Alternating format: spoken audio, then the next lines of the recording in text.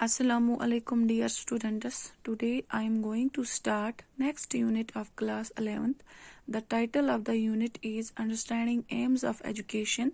Now your first question is meaning of aims of education and importance of aims of education. So firstly we will study the meaning of aims of education. सबसे पहले जो है हम meaning of AIIMS of education के बारे में बात करेंगे. What is the AIIMS of education. इसको पढ़ने से पहले आपको पता होना चाहिए कि एम्स किसको कहते हैं. हम जब भी कोई एक्टिविटी या जब भी कोई काम शुरू करते हैं उसका मतलब होता है उस काम को करने के पीछे, उस एक्टिविटी को करने के पीछे कोई ना कोई मकसद ज़रूर है. और यही मकसद जो है ये हमारी इस एक्टिविटी को जो हम कर रहे हैं एक डायरेक्शन देती है जिससे हम आसानी से अपने टारगेट को, अपनी मंजिल को जो है अचीव कर सकते हैं. By aims we mean the guidelines, directions and guidance which shows us the rightest path to reach the goal or destination. aims जो हैं ये guidelines हैं, ये हमें directions देती हैं, guidance देती हैं, ये हमें सही रास्ता दिखाती हैं जिससे हम अपने टारगेट पे, अपनी डेस्टिनेशन पे जो है पहुंच सकते हैं. An aim is a conscious purpose which we fix before starting an activity. Aim क्या है? Aim एक conscious purpose है. Conscious का मतलब ये वो purpose है जिसमें टारगेट पहले से ही फिक्स होता है और इस टारगेट को पाने के लिए, इस टारगेट को अचीव करने के लिए हम इस एक्टिविटी को इसके अकॉर्डिंगली ही वेल प्लानिंग के साथ करते हैं ताकि हम आसानी से अपनी मंजिल को जो है हासिल कर सकें. According to John Davy के मुताबिक an aim is a foreseen end that gives direction to an activity or motivates behavior. aim वो end होता है, वो टारगेट होता है जो हम पहले से ही फिक्स करते हैं, जो इस एक्टिविटी को एक डायरेक्शन देती है. यानी जब हम ये एक्टिविटी शुरू करते हैं तो हमारी नज़र इस फोरसीन एंड पे होती है, इस टारगेट पे होती है जो हमें हासिल करना होता है. इससे इस एक्टिविटी में हम भटकते नहीं हैं, हमारी नज़र सीधी जो है टारगेट पे होती है. ये आपको मोटिवेट करती है वो एक्टिविटी करने के लिए. एक एक्टिविटी का फोर सीन देखकर आप तैयार होते हो, मोटिवेट होते हो इस एक्टिविटी में इन्वॉल्व होने के लिए ताकि आप टारगेट हासिल कर सकें. मिसाल के तौर पर आपका एम है 11th क्लास पास करना. ये एम, ये फोर सीन एंड आपको तैयार करता है प्रिपरेशन करने के लिए. There is a close relationship between an activity and it's M. बहुत ही गहरा रिश्ता है एक्टिविटी और एम के बीच में क्योंकि दोनों अधूरे हैं एक दूसरे के बगैर.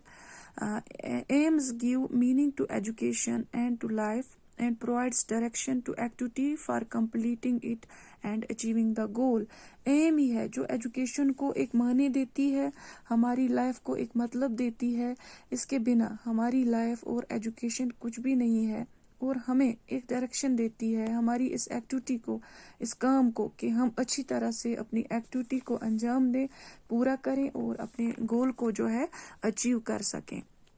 According to Encyclopedia of Modern Education, education is a purposeful activity and ethical activity.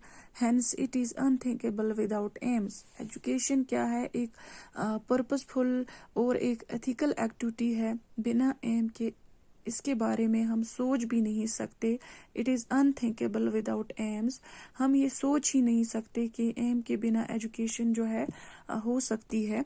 ये जो है यहाँ पे हमने meaning of AIIMS of education के बारे में पढ़ा. अब हम importance of AIIMS of education के बारे में पढ़ेंगे. Following points highlights the importance of AIIMS of education. Aims give direction to education.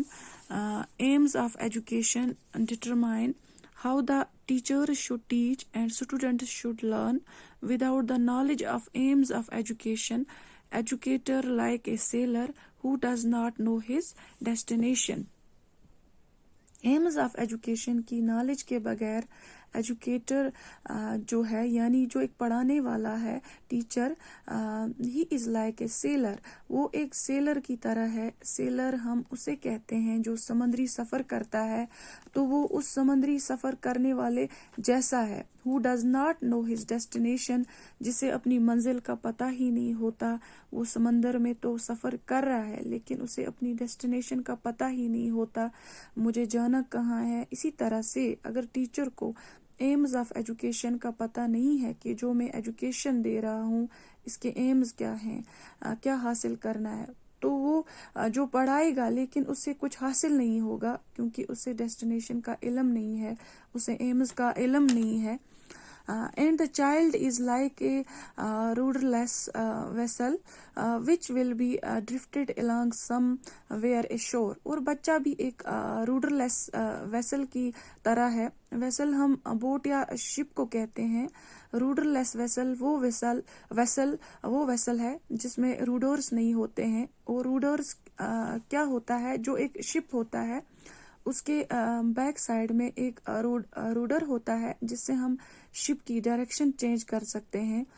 جب ہم شپ کو چلاتے ہیں یا بوٹ کو چلاتے ہیں تو جب ہم اس کی ڈائریکشن چینج کرتے ہیں، جہاں جانا ہوگا، جس رخ میں جانا ہوگا اسی رخ میں گھومتے ہیں، وہ ڈائریکشن چینج کرتے ہیں. روڈر ہی وہاں پہ جو ہے مدد کرتا ہے. اگر کسی شپ میں روڈر نہ ہو، وہ روڈر لیس ویسل ہو، تو اس کو ہم ایک ڈائریکشن نہیں دے سکتے ہیں، وہ کسی بھی ڈائریکشن میں بہہ جائے گا اور کسی کنارے پہ جو ہے آ لگے گا. ایمز بچے اور ٹیچرز کو ایک صحیح ڈائریکشن دیتی ہے.